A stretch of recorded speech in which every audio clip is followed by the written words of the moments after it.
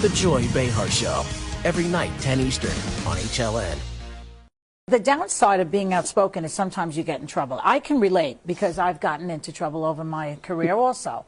Congratulations. Yes, and it's, thank you. I mean, when you have a big mouth, you're going to get in trouble. And my mother used to say, good luck with your mouth. But that's called freedom. It's called freedom of speech, and I use it every day. And you pay the price. You pay the price. Okay, and you did pay the price.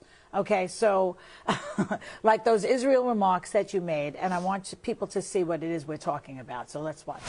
Any comments on Israel? We're asking everybody today. Any comments Tell them on to Israel? get the hell out of Palestine. Ooh. Any better comments?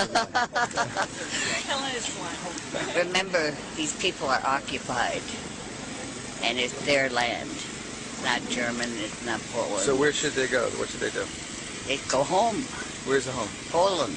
So the Jews, Germany. You think Jews go back to Poland and Germany? And America and everywhere else.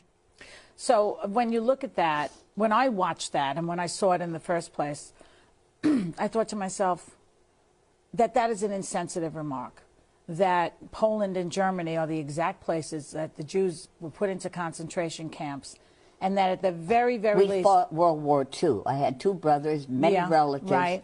There hasn't been the persecution since World War II. You don't take other people's land.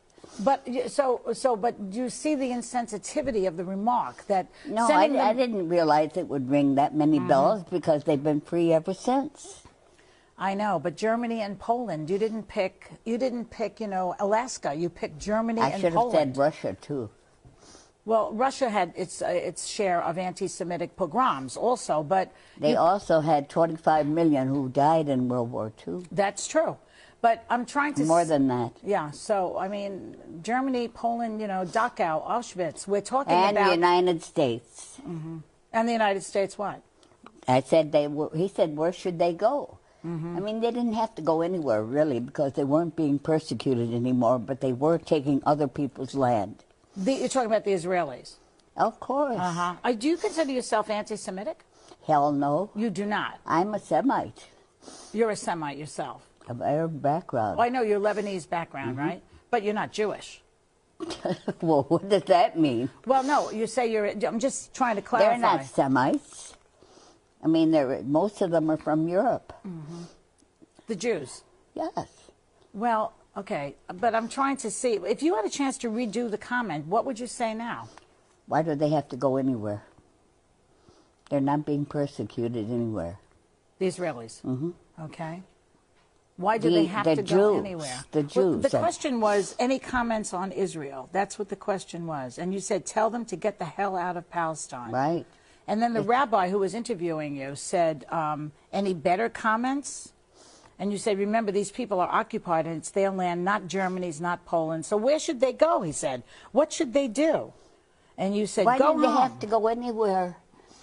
They aren't being persecuted. They don't have the right to take other people's land. Under international law, occupied land should not be annexed. But then maybe you should have said, I'm not putting words in your mouth, but maybe you should have said, well, the Israelis should stay in Israel, but you said they should go back to Poland and Germany. That's what got you in trouble, Helen. He said, where should they go? Yeah. Well, maybe it did get me in trouble. Everything is distorted, but I don't care, You don't care at this point? No, at hell, no. Okay. All right. Well, you got a lot of criticism for it. How did you deal with all of that criticism? We have organized lobbyists in favor of Israel. You can't open your mouth. I can call the President of the United States anything in the book. But if you say one thing about Israel, and you're off limits. Well, that's what happened to you. I mean, the Society of Professional Journalists retired the Helen Thomas Lifetime Achievement Award. They said no individual worthy of such honor should have to face this controversy. No honoree should have to decide if the possible backlash is worth being recognized for his or her contribution to journalism. Are you offended by that? By what? The fact that they will not give this award to anybody in your name? Well, I mean, that's their decision, but I think it's stupid. Has nothing to do with my views about Israel. My achievements in journalism are a little separate.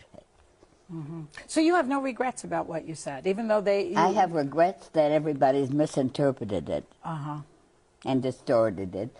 and you have the Ari Fleischer and Abe Foxman distorting everything.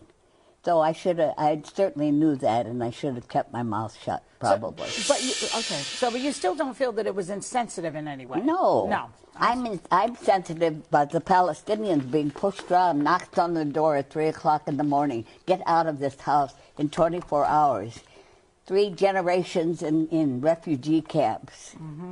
Okay. Pushed from their homes. I see. But you see the other side of it. The other side of it is that the Jews are sensitive because of the history that they have in the 20th everybody's sensitive century. when they're being pushed out of their homes. Well, but the 20th century was particularly cruel to the Jewish population. Yes, it was. In and Europe, in Germany, my Poland. family went through World War II. We were very sensitive. All of us were there. Every American was there. But did your family go to a concentration camp? No. No. Well, that's the difference. That's the point. The difference is that count how many thousands of Palestinians are in jail now, thrown from their homes. 1 million refugees. Is that sensitive? Everybody's got sensitivity points here. Right. You're right.